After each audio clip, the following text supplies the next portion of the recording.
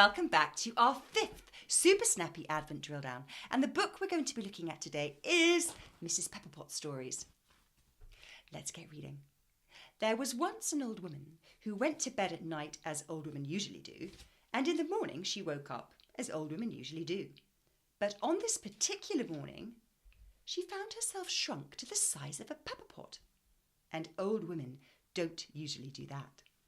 The odd thing was, her name really was Mrs Pepperpot. Well, as I'm now the size of a pepper pot, I shall have to make the best of it, she said to herself. Ridiculous. Okay, 4 questions. Question 1. What happened on one particular morning to Mrs Pepperpot? Let's go to the part of the passage that talks about one particular morning and just lift out the answer. But on this particular morning, she found herself shrunk to the size of a pepper pot. Question 2.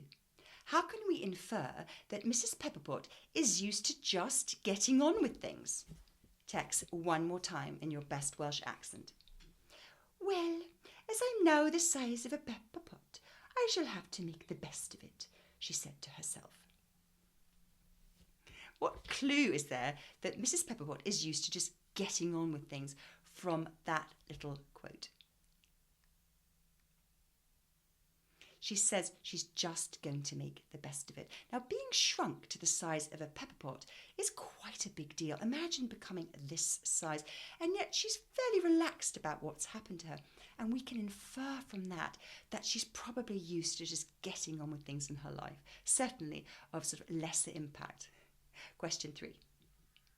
Why is it odd that her name is Mrs Pepperpot? Why do you think? Exactly, because she is now the size of a pepper pot. How very odd that her name would also be Pepperpot. Question 4. Do you think a similar fate awaits Mr Pepperpot? Do you think something similar is going to happen to Mr Pepperpot? Why? Now, Mr Pepperpot is not mentioned in this passage, so you're really going to have to use your powers of inference to come up with an answer. What do Mr Pepperpot and Mrs Pepperpot have in common? Their name.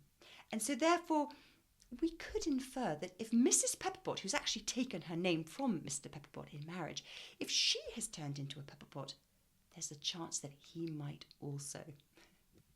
So silly. Well, that's it for today. Do join us tomorrow on December the 6th for a very short reading and discussion of The Wizard of Oz. What a great old story. And we're going to be discussing that tomorrow. So we will see you then. Goodbye from us.